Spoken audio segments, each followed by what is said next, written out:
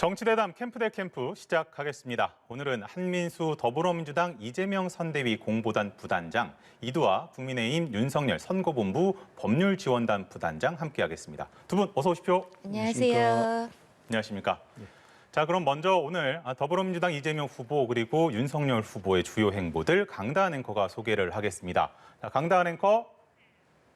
네, 대선을 57일 앞둔 상황에서 이재명 후보와 윤석열 후보의 정책과 비전 대결이 본격화하는 모습입니다. 더불어민주당 이재명 후보는 이제노믹스로 명명한 신경제 비전을 발표했습니다. 지난 4일 내놓은 555 공약을 구체화해서 경제 대통령 이미지를 강화하겠다는 전략으로 보이는데요. 지금이 대전환의 골든타임이라고 생각합니다. 이재명 신경제의 목표는 종합국력 세계 5강의 경제 대국입니다. 누군가가 떠오르지 않으신가요? 애플 창업자 스티브 잡스를 연상시키는 옷차림에 왼쪽 뺨엔 무선 마이크를 착용한 모습이 눈길을 끌었습니다. 한편 국민의힘 윤석열 후보 문화 공간으로 탈바꿈한 폐 공장에서 신년 기자회견을 열어서 국가 운영 비전을 발표했습니다. 아이 갖기를 원하는 국민을 지원하기 위해 전 국민을 대상으로 부모 급여를 도입하겠습니다. 아이가 태어나면 1년간 매월 100만 원의 정액 급여를 받도록 하겠습니다. 윤석열 후보는 코로나19로 위기를 겪는 자영업자들을 지원하기 위해 임대료 분담 공약을 발표했고 또 아이를 낳으면 1년 동안 1,200만 원을 지급하는 저출생 극복 공약도 내놨습니다. 한편 최근 존재감을 보이고 있는 안철수 후보 한국기자협회 초청 토론회에서 완주 의지를 거듭 밝히기도 했습니다. 저는 단일화에 관심이 없습니다. 제가 대통령이 되고 정권 교체를 하겠다. 그렇게 나온 겁니다. 저만이 유일하게 국민 통합을 할 수 있는 후보다 말씀드립니다. 지금까지 오늘 대선 후보들의 주요 발언들 살펴봤습니다. 자, 이제 캠프 대 캠프에서 정쟁이 아니라 정책 대결을 좀 다룬다는 게 의미가 있지 않나 반가운 소식이라고 좀 생각이 들고요. 먼저 한민수 부단장께 좀 여쭤볼게요. 그 이재명 후보가 오늘 한 모습을 보고 이제 테드 강연 방식이다라고 표현을 좀 많이 언론들이 하던데 어떤 의미가 있는 겁니까? 저 모습 우리 앵커는 어떻게 보셨습니까? 저는 신선했다. 예, 신선하고 많은 분들이 제 주변 분들도 그렇고 젊고 유능한 경제 대통령의 모습을 봤다는 얘기를 많이 했습니다. 오늘 이제 저렇게 PPT를 직접 발표를 하시고 기자들의 이제 플로어에 있는 기자들의 질문을 다 받으셨어요. 네. 1시간 정도. 저런 모습 자체가 어떤 오늘이 신경제 비전인데 이 내용에 대한 완벽한 숙지나 본인의 생각이 조금이라도 없다면 저렇게 자신 있게 할 수는 없을 겁니다. 많은 분들이 진짜 유능하다는 모습을 볼 수 있을 것 같고요. 오늘의 이제 신경제 비전 선포식은 더 좋은 성장, 튼튼한 중산층의 나라를 위한 대전환, 대개혁, 대투자 이런 방안을 제시한다는데 의미가 있습니다. 그리고 이제는 뭐 새해가 들었고 오늘 뭐 윤 후보님도 기자회견에서 정책을 발표하셨는데 이제 네거티브보다는 본격적으로 이제 국민들께서 이제 앞으로 우리 5년간의 국민의 삶과 누가 이 나라를 제대로 발전시킬 수 있는가, 국민의 삶을 보듬어 줄 수 있는지 그런 유능한 후보를 뽑는데 조금이라도 도움이 될 수 있도록 정책 경쟁의 오늘의 모습들이 두 분께서 신호탄이 되고 그렇게 됐으면 좋겠습니다. 그 신경제라는 걸 딱 듣고 이낙연 전 대표의 신복지 신경제가 딱 떠오르던데요. 그 신복지하고는 뭐 관계는 없는데요. 네. 이제 오늘 4개 4대 대전환 분야별로 좀 말씀하셨습니다. 제가 뭐 시간이 많지 않으니까 간략하게 말씀드리면 일단 산업과 국토, 과학기술, 교육인데요. 이 4개 분야의 대전환을 통해서 우리가 종합국력 5대 강국에 들어가자는 말씀인데요. 현재 우리나라가 뭐 군사력과 경제력 또 뭐 소프트 파워 이런 걸 다 합치면 한 7, 8위 정도가 되는 걸로 전문가들이 많이 보고 있습니다. 그래서 이 4개 분야의 대대적인 대전환을 통해서 우리가 세계 5강으로 들어가자는 게 오늘 후보가 말씀하신 거고 조금만 세부적으로 말씀드리면 산업 같은 경우는 뭐 디지털 대전환, 에너지 대전환 두 개로 나눌 수 있습니다. 디지털 대전환 같은 경우는 한 135조 원의 디지털 대전환 예산을 투입해서 200만 개 일자리를 만들고 미래 인재를 한 100만 명 육성을 하는 그런 게 있고요. 이 특히 산업에서 이제 이 에너지 대전환 부분 같은 경우는 오늘 후보는 박정희 대통령의 네. 이른바 경부고속도로라고 하는 산업고속도로, 그다음에 김대중 대통령의 인터넷 고속도로, 이재명 정부는 말 그대로 에너지 고속도로를 냈겠다. 말 그대로 실용주자의 모습을 보여주신 거죠.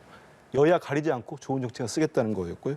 국토 같은 경우는 지금 우리 국토 균형 발전은 이제 뭐 지방과 서울, 수도권의 문제가 아니고요. 우리 전 국민의 이제 생사가 달린 문제라고 생각합니다. 그래서 5급 3특 제재로 전 국민이 잘 살 수 있는 국가로 초 메가시티를 육성하겠다는 게 들어 있습니다. 과학 너무 네, 깁니까? 아닙니다. 예. 과학기술 같은 경우는 오늘 10대 대통령 빅 프로젝트를 말씀했는데 대표적인 게 AI, 그다음에 우주항공, 양자기술 이런 걸 대대적으로 육성하겠고요. 간단하게 교육 말씀드리면 진짜 이 대학 교육에 대한 획기적인 대대적인 투자를 하겠다 이렇게 보시면 되겠습니다. 알겠습니다. 이제 이두하 부단장께 예. 기회를 드리겠습니다. 그 윤석열 후보가 이제 그 폐공장에서 카페로 탈바꿈한 곳에서 신년 기자회견을 했잖아요. 예. 이 장소가 갖는 좀 의미가 있을까요? 아무래도 있을 수밖에 없죠. 할아버지 시간 공장이라고 알려져 있는데요. 이제 이 부분 50년간 염색이나 자동차 수리를 하던 공장이요. 이제 2030 세대 젊은 세대의 감각이 이제 덧붙여져서 그 도시 재생 사업의 일환으로 문화 공간으로 재탄생한 데거든요. 그래서 천장 구조를 보면 그 천장 구조 골격이 그대로 남아 있어요. 과거에 이제 염색 공장을 하고 그 자동차 수리를 하던 그 공장의 골조가 그대로 남아 있는데 여기에다가 이제 그 빛하고 자연을 다 끌어들여 와서 새로운 모습으로 해서 관광 명소로도 알려져 있거든요. 그래서 이 부분을 보면 과거 아까 50년 동안 그 이제 공장을 끌어온 그 과거의 모습 그리고 현재의 모습, 미래의 모습까지 다 공존하는 거여서 이제 윤석열 후보가 기자회견을 하면서 우리 과거의 저력을 현재의 젊은 세대의 생각으로 다시 재탄생시키고 또 미래까지 이어지게 하겠다 이런 의미가 있는 공간이었고 그런 내용이었습니다. 알겠습니다. 그러면 조금 더 이제 디테일하게 좀 다뤄볼게요. 그 이재명 후보 이제 교육 관련해 가지고 수능 고난 초고난도 문항 출제 폐지하겠다라고 이제 밝혔잖아요. 이게 어떤 배경에서 나온 거예요? 이게 이제 어제 네. 그 이제 우리 선대위의 교육대전환위원회가 있습니다. 네네. 거기에서 교육대전환 정책을 발표를 한 건데요. 이 부분은 이제 말 그대로 뭐 이번 수능을 본 다음에도 아마 앵커에도 기억하실 겁니다. 외국의 뭐 대학자가 그쵸. 우리 영어 네. 문제를 풀 수가 없다 이런 얘기가 나왔는데요. 이거는 사교육의 폐하고도 연결이 돼 있습니다. 그리고 이른바 금수저, 흑수저 이런 대물림이 더 이상 교육에서 있어서는 안 된다. 그런 대전제하에서 내놓은 정책이고요. 이제 그래서 이제 수능이 이렇게 어렵다 보면은 결국은 좀 금수저라고 할까요? 이렇게 잘 사는 가정에서는 뭐 아주 과외를 한다든지 아무튼 뭐 학원을 다니면서 하는데 그렇지 못한 아이들 같은 경우는 뭐 격차가 벌어질 수밖에 없는 겁니다. 그래서 이 수능에다가 수능을 평가하고 이제 만들어낼 때 교사들과 그다음 또 대학생들이 좀 참여를 해서 이 교과 과정 그동안 숱하게 반복됐지만 실제로 교과 과정을 모두 이수한 학생들은 수능에 있어서 다들 풀 수 있도록 그렇게 하자는 거고요. 또 발표된 공약 중에는 대입 공정성위원회를 신설을 해서 정말 대입에서 있어서 더 이상 불평등이랄지 불공정의 문제는 있어서는 안 된다. 그래서 수시가 많은 대학은 그 비율을 좀 낮춰서 수시와 정시의 비율을 조정하는 그런 공약도 발표가 됐습니다. 그런데 이제 그 취지상으로 보면은 어찌 보면 이제 공교육을 제대로 받은 학생들이라면 풀 수 있는 문제들까지는 취지는 충분히 이해를 합니다만 변별력 문제가 나오지 않을까요? 이제 그게 항시 이제 그렇게 나오는데요. 네. 근데 그거와 관계 근데 변별력 문제를 떠나서 지금은 너무나 많은 학생들이 이제 그 가정 교육 격차 생기지 않습니까? 빈부에 네. 따라서 생기고 있기 때문에 이 문제를 시급히 해결하는 데 더 방점이 있다고 볼 수 있겠습니다. 알겠습니다. 그런가 하면 이제 이두하 부단장께는 이거 한번 여쭤볼게요. 윤 후보가 발표한 것 중에 제가 가장 좀 눈에 들어왔던 건 임대인, 임차인, 국가 이렇게 해서 임대료를 3분의 1씩 부담을 하겠다라는 부분이 가장 좀 눈에 띄었어요. 네. 이게 좀 나온 배경을 좀 설명해 주시죠. 사실 이 부분에 대해서 이제 미국의 PPP 정책을 좀 모델로 한 것도 있는데요. 네. 사실 미국은 어떻게 하고 있냐면 기본적으로 그 코로나 때문에 폐업을 하진 않도록 코로나 때문에 해고는 하지 않도록 그렇게 그런 부분을 금융 지원을 많이 하고 있거든요. 그래서 하고 나서 일정 부분 이제 코로나 팬데믹 상황이 끝나고 나면 그 부분에 대해서 상환을 하거나 다시 뭐 재원 연장을 하거나 이런 부분에 대해서 다시 심사를 하도록 하는데요. 그래서 그런 부분을 미국은 초기에 이제 코로나 상황이 이제 그 부분이 잘 그 국가에서 방역이 좀 소홀했던 부분이 있어서 아주 심각했었죠. 그죠? 전파 그렇죠. 속도라든가.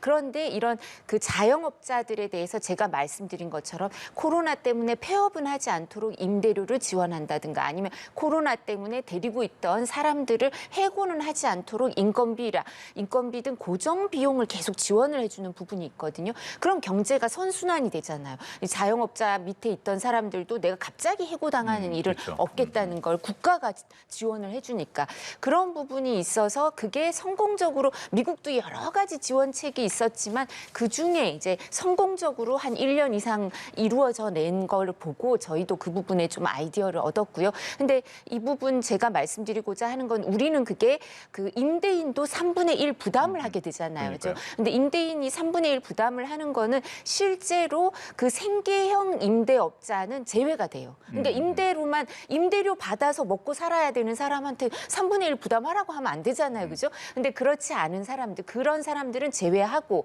그리고 임대료에 여유가 있는 임대업자들 있잖아요. 임대를 업으로 하거나 아주 여유가 있는 그런 분들은 일정 부분 여기에 대해서 사실은 폐업을 해버려서 아예 임대료 수입이 없어질 수도 있으니까 그 부분의 손실을 좀 부담하고 있다가 코로나 상황, 이 팬데믹 상황이 끝나고 나면 세액으로 다 보전해 주겠다. 이렇게 되는 그런 거여서 3분의 1, 3분의 1, 3분의 1씩 해서 고통을 분담하고 실제로 가능한 수준으로 해서 코로나 상황을 이겨내고 임대료도 부담하는 경우에 임대업자에게는 세액으로 국가가 보전을 해주겠다. 이런 의미입니다.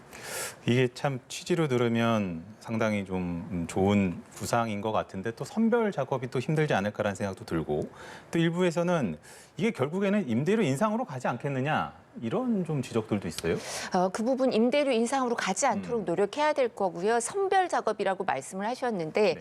우리나라는 이제 지금 특정 기업을 얘기하면 어떨지 모르겠는데 뭐 삼성 같은 데서 그런 얘기를 하죠. 이제 옛날에 미래 전략실 있고 요즘은 모르겠습니다. 그럴 때 하는 얘기가 아니 자기들은 검찰보다도 겁나는 게 국세청이라 그러잖아요. 그만큼 우리가 세원을 촘촘히 이제 국세청에서 현금 흐름 같은 걸 잘 파악하고 있어서 거기서 갖고 있는 정보라든가 이런 걸 이용하면 우리는 요즘은 현금 수입이라는 게 거의 있을 수가 없잖아요. 특히 임대료 같은 건. 그렇기 때문에 신고가 잘 돼 있기 때문에 그런 소득, 수입 이런 건 잘 알고 있어서 그 기초, 국세청이라든가 다른 데서 갖고 있는 국가기관이 갖고 있는 데이터베이스를 이용하면 선별 작업이 복지에 있어서 그렇게 어렵지 않을 거라고 추산됩니다. 하나만 더 여쭤볼게요. 아동, 가족, 인구 등 사회 문제를 종합적으로 네. 다룰 부처를 신설하겠다. 이게 여가부 폐지 연장선이라고 보면 됩니까? 사실 이제 여가부 폐지가 저도 여성이니까 네. 이런 부분이 그 활발히 논의가 된 건 사실 이제 특히 이제 불씨가 이렇게 불타오른 건 언제냐 하면요. 그 민주당 출신의 광역자치단체장들 안희정, 오거돈, 박원순 이런 분들의 성범죄, 권력에 의한 성범죄를 국회에서 계속 질타를 했을 때 여가부 장관이 그 당시 역으로 국민들 모두의 성인지 교육을 할 기회가 됐습니다. 뭐 이런 얘기를 하셔서 정말 그게 불타올랐어요. 여가부 폐지에 대해서. 그런데 사실 이게 여가부가 기능으로 만들어진 단체가 아니라 그러니까 모든 정부 부처가 대부분 보면 기능을 기준으로 부처가 만들어져 있잖아요. 근데 여가부는 대상을 해서 만들어진 건데요. 그만큼 이제 중요하다고 생각해서 여성 가족에 대해서 만들었는데 이게 너무 예산도 적고 또 여러 가지 어려움이 있어서 다양한 문제를 다 종합해서 해결하는 특히 저출산이라든가 성인지 이런 부분을 종합 해결하는 데 능력이 부족한 거 아닌가. 왜냐하면 작년만 해도 성인지 예산이 35조가 들었거든요. 그리고 저출산 우리가 위원회 같은 거 만들어서 수백 조를 들였는데 해결은 잘 안 돼요. 그럼 이런 문제를 다 해결하기 위해서 조금 더 종합적인 행정부서가 만들어져야 되는 게 아닌가 이런 반성적 고려에서 시작돼서 이 부분 얘기를 하시게 된 것 같습니다. 그렇게 보면은 사실은 이제 폐지가 이제 해체가 될 것이라고 좀 언론들이 예상을 했는데 그게 아니라 대체할 수 있는 새로운 폐지는 될 수밖에 없고요. 기능은 좀 다른 식으로 될 수밖에 없죠. 여성 가족에 한정해서 하는 게 아니니까 저희가 확대된. 개편 이렇게 말하기는 좀 어렵고 저출산과 그다음 성평등 특히 저출산 문제에 좀 집중해야 되는 거 아닌가 이런 얘기가 있습니다. 알겠습니다. 그 한민수 부단장께는 윤석열 후보가 오늘 그 북한의 미사일 도발을 가정한 대응 방안의 하나로 선제 타격론을 거론을 했거든요. 어떻게 들으셨어요? 일단 뭐 잠깐 간단하게 여가부 얘기를 붙인다면은 너무 발전시키는 건 좋은데요. 뭐 있는 거를 뭐 이게 좀 문제가 있으면은 발전을 시켜야 되는데 보완을 하고 없애겠다고 먼저 하는 건 예전에 세월호 참사 이후에 해경을 폐지해버리겠다는 박근혜 전 대통령이 생각이 납니다. 오늘 윤석열 후보의 공약을 제가 다 보지는 못했습니다. 근데 북한에 대한 선제 타격은 사실 전 진짜 깜짝 놀랐습니다. 제가 기자할 때도 외교부도 나가고 통일부 나가봤었는데 아마 제 기억으로는 이렇게 유력한 대통령 후보, 정치 지도자가 북한 선제 타격을 말씀하신 거는 제 기억이 없거든요. 이거 보면은 그래서 이제 저희 유엔에서 이제 성명도 내고 했는데 지금 우리 군 같은 경우는 북한의 핵과 미사일에 대해서 감시, 대응, 타격 능력을 다 갖추고 있습니다. 이거는 뭐 우리 군뿐만 아니고 강력한 한미 동맹을 바탕으로 이 확장적 억제 정책 그리고 또 맞춤형 억제 정책이 있습니다. 킬체인도 있고요. 근데 이렇게 되기 때문에 충분한 이렇게 보강 막을 수 있는 능력 있는 상태에서 유력한 정치 지도자께서 이런 얘기를 하면은 상당히 국민들로 하여금 불안해하거나 이런 걸 줄 수가 있습니다. 특히 뭐 우리뿐만 아니고 미국이나 일본, 중국에서 이 발언을 봤을 때 또 상당히 깜짝 놀랄 겁니다. 네. 왜냐하면 이게 여러 가지 국제적인 문제가 될 수 있어요. 그리고 제가 또 하나 말씀드리고 싶은 거는 이제 북한하고는 우리는 평화 공존의 대상이 됐습니다. 그게 출발점이 언제냐면요. 지금 국민의힘의 전신인 노태우 정부 때 91년도에 남북 기본합의서가 채택됐습니다. 이 멸공의 대상이 아니고 이미 평화와 공존의 대상이 됐기 때문에 오늘 같은 이제 선제 타격하겠다는 발언이 자칫하면은 북한으로 하여금 오판을 할 수 있는 위험성도 좀 있습니다. 그래서 저런 말씀을 하실 때는 물론 뭐 가정을 붙이신 것 같긴 합니다만은 좀 더 신중하게 하시는 게 좋지 않겠나 이런 생각이 듭니다. 저희도 약간 보충해서 말씀을 드려야 될 것 같은데 우리 한 부단장님께서 이제 전제가 있다라고 또 미리 설명을 해주셨고요. 근데 이 부분에 대해서 말씀을 드리자면 외신 기자가 이제 질문을 해서 답변을 하는 과정이었는데 사실 올해 들어서 벌써 미사일 발사가 두 번째죠 북한에서. 근데 첫 번째 지난 5일은 극초음속 미사일이라고 하고 속도가 마하 10 내외라고 해요. 근데 오늘 발사한 것도 마하 10 내외가 아닐까 이렇게 얘기가 나오고 있습니다. 근데 이랬을 때 뭐가 문제가 되냐면 핵무기가 소형화돼서 탑재가 됐을 때는 수도권에 이제 대형 살상력을 가진 이 탄도미사일이 오는데 1분 내외라는 거죠. 지금 말씀하신 것처럼 미사일 방어 요격 시스템으로 방어가 되면 너무 좋죠. 근데 1분 내외에 이게 오면 어떻게 방어를 해내겠습니까? 그래서 이렇게 될 때는 방어가 안 되니까 그렇다면 그런 경우에 한정해서 이 마하 5 내외가 됐을 때는 그런 속도는 수도권에 돌이킬 수 없는 손해가 생기고 살상력이 생기니까 그럴 때 대비해서 그럴 때는 어쩔 수 없이 선제 타격도 고려해야 된다고 얘기를 하신 거고요. 지금 북한의 미사일 발사 횟수, 발사체 수를 보면요. DJ 정부 때 1회 1기인데 참여정부 때 11회 21기고요. MB 정부 때 12회 19기 이상이고 박근혜 정부 때 5회 8기 이상입니다. 근데 문재인 정부 때 35회 50기 이상인데 오늘 발사된 건 여기 포함 안 돼 있거든요. 그럼 이렇게 숫자가 늘어나고 제가 국회에 있을 때부터 사실 핵의 소형화가 계속 문제가 됐거든요. 근데 그게 2012년입니다. 근데 지금 계속 소형화 기술은 북한의 핵 기술은 발달이 돼 있는데 이게 탑재까지 돼서 탄도미사일로 날아오면 이 수도권에 저희도 다 같이 살고 있잖아요. 어떡하겠습니까? 그래서 전제가 있었다는 거 분명히 말씀드리고 우리 국방 매뉴얼에도 있는 사안이고 어쩔 수 없을 때 이런 방법까지 생각해야 된다는 겁니다. 알겠습니다. 이런 문제는 이제 아주 민감한 문제이기 때문에요. 말씀하신 내용의 추진은 제가 알겠습니다. 아는데 이거는 적어도 유력한 대선 후보가 특히 외신 기자가 물었다고 하는군요. 그럼 거기에서 내부 이런 말을 했을 때 이건 공개적으로 돼버린 거거든요.